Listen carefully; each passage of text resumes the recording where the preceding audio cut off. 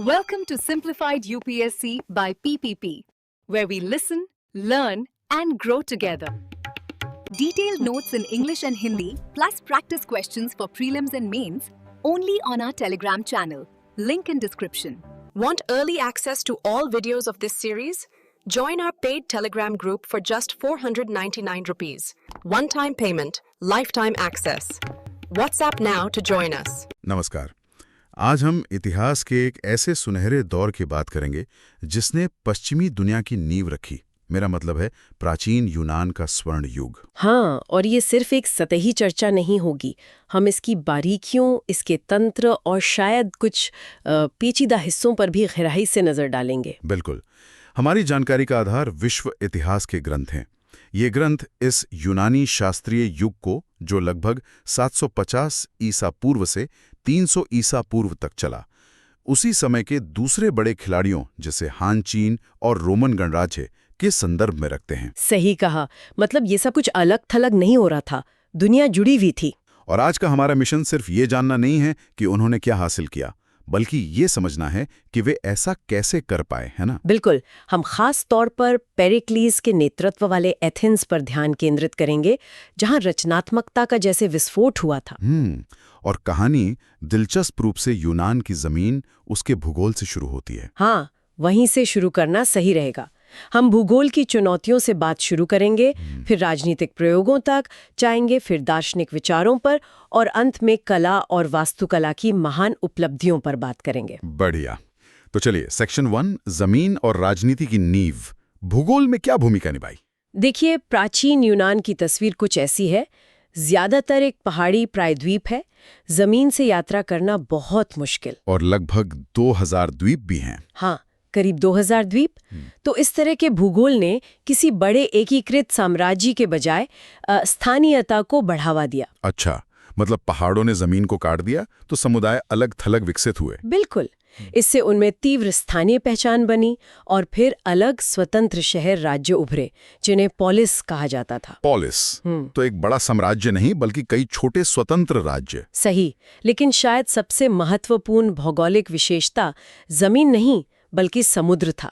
यूनानियों के लिए समुद्र बहुत अहम था। कैसे? वो कहते हैं ना, यूनानी समुद्र के पास नहीं, बल्कि समुद्र के चारों ओर रहते थे, कहीं भी तट से 85 मील से ज्यादा दूर नहीं। अच्छा, एजियन सागर, आयोनियन सागर, काला सागर। हाँ, ये सब उनके लिए सीमाएं नहीं थीं, ये तो जीवन रेखाएं थीं, एक तरह के समुद्री राजमार्ग थे। लेकिन समुद्र इतना जरूरी क्यों बन गया? क्या जमीन पर संसाधनों की कमी थी? हाँ, बिल्कुल। अगर आप मेसोपोटामिया या मिस्र की नदी घाटियों से तुलना करें तो यूनान संसाधनों में थोड़ा पीछे था। किस तरह के संसाधन? लकड़ी कम थी, जो जहाज और घर बनाने के लिए चाहिए। कीमती धातुएं जैसे तांबा और टिन, जिनसे कांसा बनता है, उनकी भी कमी थी। और सबसे बड़ी बात, बड़ी आबादी को खिलाने के लिए उपजाऊ समतल भूमि पर्याप्त नहीं थी। ओह, तो इसी कमी ने उन्हें समुद्री व्यापार और नई बस्तियां, मतलब उपनिवेश बसाने पर मजबूर किया होगा। सटीक। ताकि वे अनाज, धातु, लकड़ी वगैरह पा सके, और इसी वजह से उनका दूसरी संस्कृतियों से लगातार संपर्क बना, जैसे कि फोनीशियन और मिस्रवासी। हाँ, और इस संपर्क से उनमें नए विचारों और तकनीकों के प्रति खुलापन बढ़ा, शायद बड़े आत्मनिर्भर भू साम्राज्यों की तुलना में कहीं ज्यादा। दिलचस्प है। और समय के साथ पहचान भी बदली, कबीलों से हटकर पोलिस से जुड़ गई। हाँ, डोरियन काल के बाद पहचान प्राचीन कबीलाई पूर्वजों से हटकर स्थानीय भूमि यानी पोलिस से ज्यादा जोड़ने लगी। और इसी से पोलिश का जन्म हुआ, मतलब औपचारिक स्थान आधारित सरकारें। बिल्कुल। कबीलाई नियंत्रण की जगह शहर राज्यों ने ले ली। और यूनानियों ने इन शहर राज्यों को चलाने के कई अलग अलग तरीके आजमाए, जैसे कोई राजनीतिक प्रयोगशाला हो। हाँ, बिल्कुल सही कहा। उन्होंने कई तरीके देखे। राजतंत्र, मोनार्की, जहां राजा का शासन होता है। फिर अभिजात तंत्र भी था। हाँ, यानी कुलीनों या अमीर जमींदारों का शासन। फिर गुटतंत्र भी था, जहां कुछ शक्तिशाली नागरिकों का शासन होता था। ये अक्सर अमीर होते थे, पर जरूरी नहीं कि वंशानुगत हों। और तानाशाहों का भी जिक्र आता है। जी, ये ऐसे शक्तिशाली व्यक्ति थे जो नियंत्रण छीन लेते थे, अक्सर आम लोगों को अभिजात वर्ग के खिलाफ अपील करके। पर जरूरी नहीं कि वे आज के जमाने के अर्थ में अत्याचारी ही हों। और अंत में वो व्यवस्था जिसके लिए एथेंस सबसे ज्यादा जाना गया, लोकतंत्र, डेमोक्रेसी। हाँ, लोगों का शासन।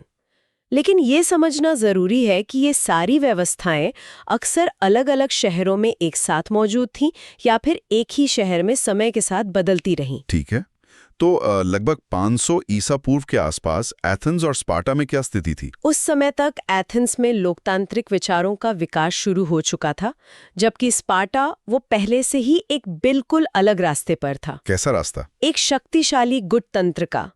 वहां गेरूसिया यानी बुजुर्गों की परिषद थी, 2 राजा होते थे जिनका काम मुख्यतः सैन्य नेतृत्व था और पूरी व्यवस्था सैन्य नियंत्रण पर केंद्रित थी। बहुत अलग। समझ गया। तो ये पृष्ठभूमि है। अब एथेंस के स्वर्ण युग और पेरिक्लीस के दौर पर आते हैं। ये फारसी युद्धों में जीत के ठीक पास शुरू हुआ, सही कहा ना? हाँ, बिल्कुल। फारसी युद्धों में एथेंस की नौसेना की भूमिका बहुत महत्वपूर्ण थी। इससे एथेंस को जबरदस्त प्रतिष्ठा मिली और आखिरकार भारी धन भी मिला। और इसी से डेलियन लीग का साम्राज्य में बदलना शुरू हुआ। जी, डेलियन लीग शुरू में तो फारस के खिलाफ एक स्वैच्छिक गठबंधन था, लेकिन धीरे धीरे ये एथेंस के साम्राज्य में बदल गया। और जो सहयोगी शहर राज्यों से श्रद्धांजलि का पैसा आता था, वही स्वर्ण युग का मुख्य वित्तीय स्रोत बना। हाँ, जिसे ट्रिब्यूट मनी कहते हैं। और पेरिक्लीस, जिन्होंने इस प्रमुख अवधि में एथेंस का नेतृत्व किया, उन्होंने इस पैसे का बहुत चतुराई से इस्तेमाल किया। कैसे? बड़े सार्वजनिक निर्माण कार्यों के लिए तो सुना है, जैसे पार्थेनन। हाँ, पार्थेनन जैसी भव्य इमारतें बनवाई, लेकिन इससे भी ज्यादा महत्वपूर्ण बात यह है कि उन्होंने इस पैसे का इस्तेमाल लोकतंत्र को जमीनी स्तर पर काम करने लायक बनाने में किया। प्रत्यक्ष लोकतंत्र को व्यावहारिक कैसे बनाया? मेरा मतलब है, अगर नागरिक ही सीधे सरकार थे, सवा एक्लेशिया में हर चीज पर वोट करते थे, तो सवाल उठता है कि गरीब नागरिक जैसे किसान या कारीगर अपना काम छोड़कर सभा या जूरी में कैसे भाग ले सकते थे? क्या अमीर ही हावी नहीं हो जाते? हाँ, यही सवाल है। यही पेरिक्लीस का समाधान काम आया। उन्होंने सार्वजनिक सेवा के लिए राज्य वेतन मिस्सोफोरिया की शुरुआत की। वेतन सार्वजनिक सेवा के लिए? हाँ, एक छोटा दैनिक वेतन। ये उन लोगों को मिलता था जो बड़ी जूरी अदालतों में, जिनमें कभी-कभी 501 नागरिक होते थे, या फिर 500 की परिषद काउंसिल ऑफ 500 में सेवा करते थे। ये परिषद सभा के लिए काम तैयार करती थी। और इसका पैसा कहाँ से आता था? वही साम्राज्य से मिली श्रद्धांजलि से। वाह, तो साम्राज्य का पैसा आम नागरिकों को राजनीति में सक्रिय होने में मदद कर रहा था। बिल्कुल। इसने खेल के मैदान को कुछ हद तक समतल कर दिया। गरीब नागरिक, कारीगर, छोटे किसान, यहाँ तक कि सबसे निचले संपत्ति वर्ग के लोग, जिन्हें थीट्स कहते थे और जो अक्सर युद्धपोतों पर चप्पू चलाते थे, वो भी अपने परिवार को भूखा रखे बिना भाग ले सकते थे। तो जिन लोगों ने नौसेना को शक्ति दी, उन्हें अब राजनीतिक व्यवस्था में वास्तविक हिस्सेदारी और आवाज मिली। सही कहा। शक्ति का आधार पुरानी जमींदार अभिजात वर्ग से हटकर आम नागरिकों की ओर खिसक गया। और इसी संदर्भ में पेरिक्लीस का वो प्रसिद्ध अंत्येष्टि भाषण बहुत महत्वपूर्ण हो जाता है। हाँ, जो उन्होंने पेलोपोनेशियन युद्ध के कठिन समय के दौरान दिया था। उसके मुख्य विचार क्या थे, संक्षेप में बताएं तो। जरूर। पहला, उन्होंने कहा कि एथेंस में शक्ति पूरे लोगों के हाथ में है, स्पार्टा जैसे अल्पसंख्यक शासन वाले स्थानों के विपरीत, यानी बहुमत का शासन। ठीक है। दूसरा, कानून के समक्ष समानता, जिसे वो आइसोनोमिया कहते थे।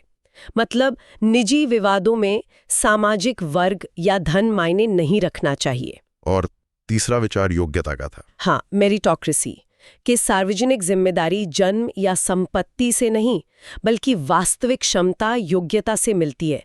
अगर आप में योग्यता है तो आप सेवा कर सकते हैं। ये निचले नागरिक वर्गों के नए आत्मविश्वास को दर्शाता है। और चौथा, समावेशिता। उनका कहना था कि गरीबी किसी सक्षम व्यक्ति को राज्य की सेवा करने से नहीं रोकनी चाहिए। कोई भी राजनीतिक रूप से हाशिए पर नहीं रखा जाता, क्योंकि वो गरीब है जब तक वो योगदान दे सकता है। ये तो वाकई एक भागीदारी वाली सरकार की बहुत शक्तिशाली तस्वीर है। अपने समय के हिसाब से तो क्रांतिकारी लगता है तो, लेकिन यहाँ एक बहुत बड़ी सीमा भी है। हमें पूछना होगा कि ये नागरिक, जिनके पास ये सारे अधिकार थे, आखिर थे कौन? हाँ, ये महत्वपूर्ण सवाल है। कौन था नागरिक? ये परिभाषा बहुत विशिष्ट थी। नागरिक केवल वही वयस्क पुरुष थे जिनके माता पिता दोनों एथेंस के नागरिक थे, मतलब जन्म से एथेनियन होना जरूरी था। तो इसका मतलब कौन-कौन बाहर रह गया? सबसे पहले तो सभी महिलाएं। वे राजनीतिक जीवन से पूरी तरह बाहर थीं, कोई अधिकार नहीं। और गुलाम, स्लेव्स। एथेंस में गुलामी बहुत व्यापक थी। ज्यादातर शारीरिक श्रम खदानों में, घरों में, खेतों में वही करते थे। और शायद उनके श्रम की वजह से ही पुरुष नागरिकों को राजनीति और दर्शन के लिए फुर्सत मिलती थी। ये एक दुखद विरोधाभास है, लेकिन हाँ, शायद ऐसा ही था। कुछ की स्वतंत्रता बहुतों की गुलामी पर निर्भर थी। और विदेशी निवासी भी थे, मेटिक्स। हाँ, मिटिक्स। ये दूसरे यूनानी शहरों या गैर यूनानियों से आए निवासी थे। वे अर्थव्यवस्था के लिए, खासकर व्यापार और शिल्प में बहुत महत्वपूर्ण थे, लेकिन उन्हें कोई राजनीतिक अधिकार नहीं थे, न वोट देने का, न जमीन खरीदने का। तो कुल मिलाकर लोगों द्वारा सरकार का मतलब असल में एथेंस में रहने वाली कुल आबादी के काफी छोटे हिस्से वयस्क मूल निवासी पुरुष द्वारा सरकार का। बिल्कुल। डेमोस यानी लोग की धारणा रक्त और लिंग के आधार पर बहुत संकीर्ण रूप से परिभाषित थी। ये एथेंस के लोकतंत्र की एक बहुत जरूरी और कह सकते हैं कि कड़वी सच्चाई है। अच्छा, अब इसके एकदम विपरीत स्पार्टा के कठोर समाज को देखते हैं। आपने पहले कहा था कि वो पूरी तरह सैन्य तैयारी पर केंद्रित थे, ऐसा क्यों था? इसका मुख्य कारण, जैसा मैंने पहले इशारा किया था, आंतरिक था। उन्हें हेलोट्स का डर था। हेरोड्स कौन थे? हेलोट्स वे लोग थे जिन्हें स्पार्टा ने जीत लिया था और अनिवार्य रूप से गुलाम बना लिया था। वे मेसेनिया और लेकोनिया के मूल निवासी थे, जिन्हें स्पार्टा ने अपनी जमीन पर खेती करने के लिए मजबूर किया। और वे अपनी उपज का बड़ा हिस्सा स्पार्टन मालिकों को देने के लिए मजबूर थे। हाँ, और सबसे बड़ी बात, उनकी संख्या स्पार्टन नागरिकों से बहुत ज्यादा थी। अनुमान है कि अनुपात लगभग 8.1 या शायद 10.1 तक था। 10 हेलोट्स पर एक स्पार्टन। तो स्पार्टन्स एक विशाल संभावित विद्रोही आबादी के ऊपर बैठे थे। बिल्कुल। और वे हेलोट विद्रोह के लगातार डर में जीते थे। लगभग 650 ईसा पूर्व में एक बड़ा हेलोट विद्रोह हुआ था, जिसने स्पार्टा को लगभग तबाह कर दिया था। ओह, तो इस सदमे ने उन्हें इतना कठोर बना दिया? हाँ, इस आघात ने उन्हें यह विश्वास दिलाया कि नियंत्रण बनाए रखने का एकमात्र तरीका है सबसे अनुशासित, सबसे सैन्यकृत राज्य बनना। उनका पूरा समाज इसी एक लक्ष्य के इर्द गिर्द घूमता था। और उन्होंने इसे संस्थागत कैसे बनाया? कोई खास प्रणाली थी? हाँ, उनकी शिक्षा प्रणाली एगोगे, यह 7 साल की उम्र से लड़कों के लिए एक क्रूर राज्य प्रशिक्षण प्रणाली थी। 7 साल की उम्र से? हाँ, बच्चों को उनके परिवारों से दूर ले जाया जाता था। उन्हें कठोर शारीरिक प्रशिक्षण, अभाव, पूर्ण आज्ञाकारिता, चुपके से काम करना और दर्द सहना सिखाया जाता था। इसका मकसद क्या था? व्यक्तिवाद को पूरी तरह खत्म करना और राज्य के प्रति पूर्ण समर्पित, वफादार सैनिक बनाना। उन्हें न्यूनतम भोजन मिलता था, लगातार अनुशासन में रखा जाता था। वफादारी सिखाई नहीं जाती थी, बल्कि उनके अंदर डाली जाती थी व्यवस्थित रूप से। ये तो बहुत कठोर लगता है। और हेलोट्स को काबू में रखने के लिए क्या करते थे? उसके लिए थी क्रिप्टिया। ये एक तरह की गुप्त पुलिस थी, जो सबसे होनहार युवा स्पार्टन योद्धाओं से बनती थी। गुप्त पुलिस, वो क्या करती थी? इसे आप राज्य द्वारा स्वीकृत आतंकवाद कह सकते हैं। वे ग्रामीण इलाकों में घूमते थे, खासकर फसल के समय, और किसी भी ऐसे हेलोट को मार देते थे जो उन्हें बहुत चालाक, बहुत मजबूत, प्रभावशाली या संभावित नेता या उपद्रवी लगता था। यानी डर फैलाकर रखना। हाँ, उद्देश्य था हेरोड्स को भयभीत रखना और उनमें कोई नेतृत्व न उभरने देना। तो ये वाकई एथेंस के मॉडल से एकदम अलग है। स्पार्टा आंतरिक भय और नियंत्रण से प्रेरित था, जबकि एथेंस कम से कम सिद्धांत में आत्मविश्वास और तर्क से। हालांकि वो तर्क भी सीमित नागरिकों तक ही था।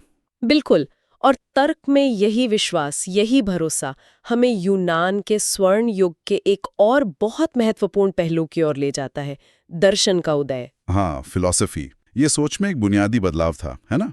दुनिया को केवल मिथोस यानी देवताओं और नायकों की कहानियों के जरिए समझने से हटकर लॉगोस का इस्तेमाल करना। सही। लॉगोस यानी तर्क, अवलोकन, तर्कसंगत बहस। इनके जरिए ब्रह्मांड को और उसमें हमारे स्थान को समझने की कोशिश। ये स्वर्ण युग सिर्फ बाहरी उपलब्धियों का नहीं, बल्कि गहन सत्य की खोज का भी था। और इस खोज के केंद्र में थे सुकरात। हाँ, सुकरात लगभग 470-399 ईसा पूर्व। वो जैसे ग्राउंड जीरो थे। उन्हें ब्रह्मांड विज्ञान में उतनी रुचि नहीं थी जितनी नैतिकता, सदाचार और आत्मज्ञान में थी। उनका प्रसिद्ध विश्वास था कि केवल एक अच्छाई है, ज्ञान, और एक बुराई, अज्ञानता। बिल्कुल, उनका तरीका अनोखा था। वो लोगों को उनकी अपनी धारणाओं पर सवाल उठाने के लिए प्रेरित करते थे। एथेंस के बाजार, अगोरा में घूमते थे और लोगों से पूछते थे, न्याय क्या है, साहस क्या है, धर्मपरायणता क्या है। यही सुकराती पद्धति कहलाती है। हाँ, सवाल जवाब का एक खास तरीका। वो ऐसे सवाल पूछते थे जिससे सामने वाले को अपनी सोच में विरोधाभास दिखे या वो अपनी परिभाषाओं को और बेहतर कर सके। वो लोगों को तार्किक कदमों से समझ की ओर ले जाते थे, अक्सर ये दिखाकर कि वे असल में कितना कम जानते हैं।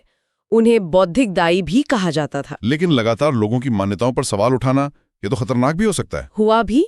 उन पर आरोप लगाया गया कि वे एथेंस के युवाओं को भ्रष्ट कर रहे हैं और अधर्म फैला रहे हैं, मतलब शहर के देवताओं का सम्मान नहीं कर रहे। और मुकदमे के दौरान उन्होंने क्या किया? उन्होंने दया की भीख मांगने के बजाय तर्क दिया।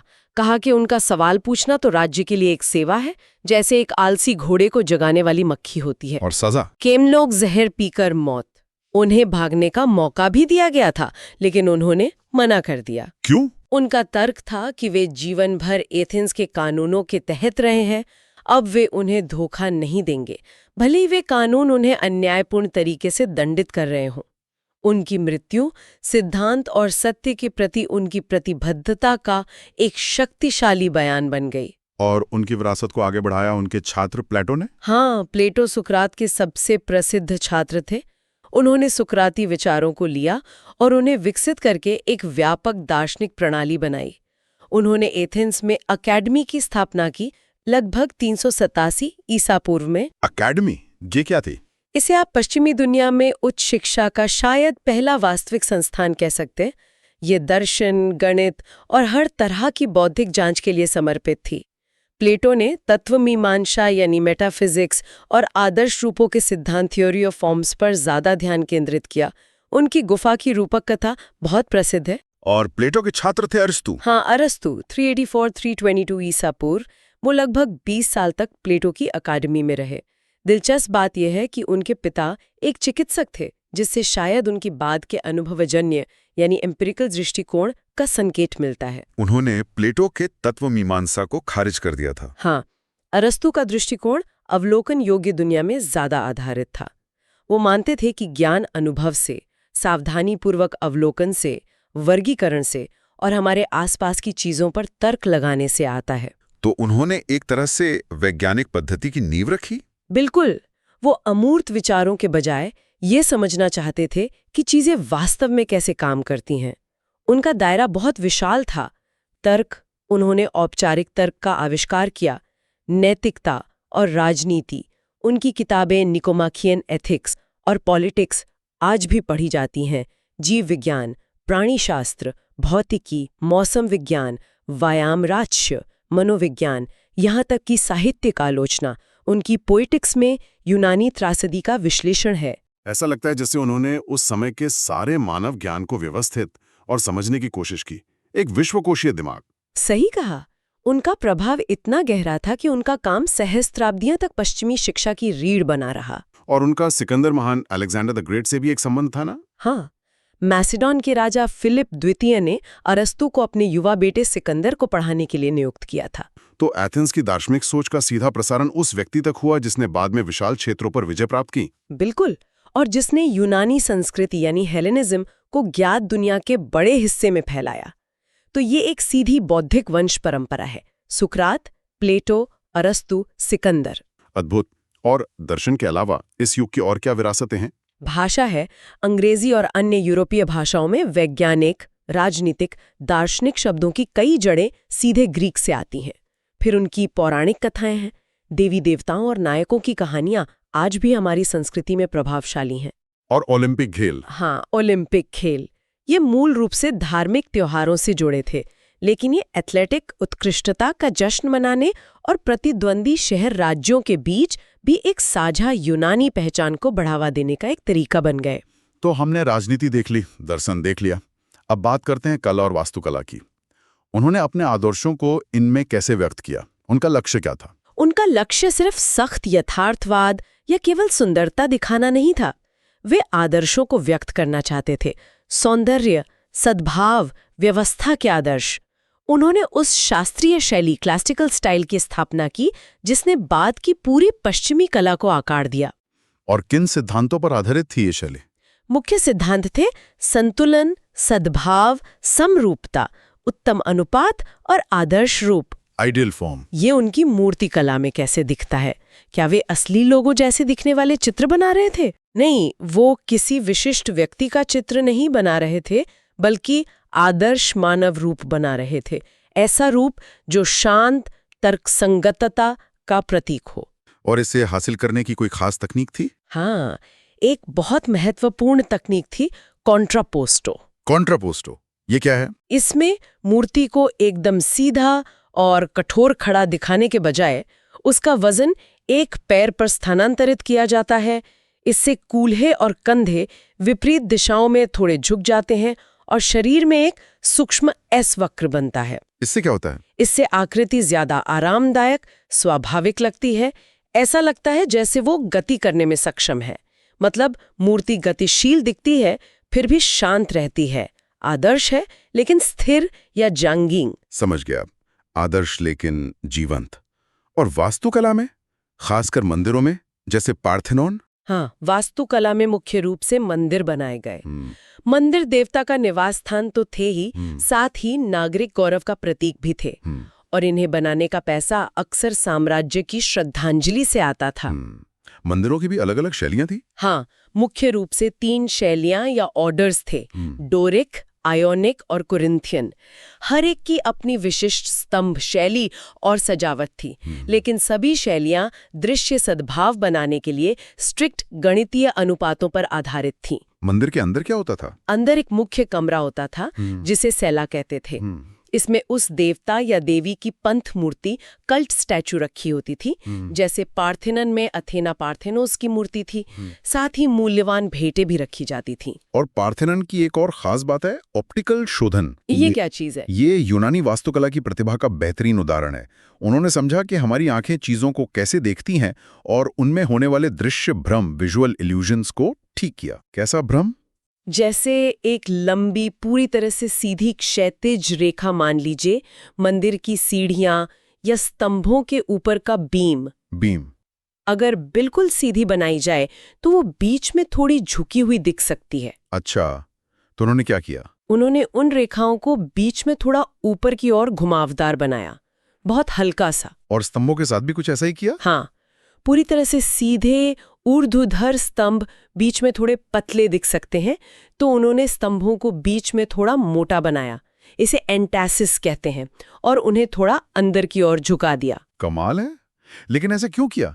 गणितीय रूप से सही क्यों नहीं बनाया? क्योंकि उनका लक्ष्य गणितीय पूर्णता नहीं, बल्कि अवधारणात्मक पूर्णता हासिल करना था।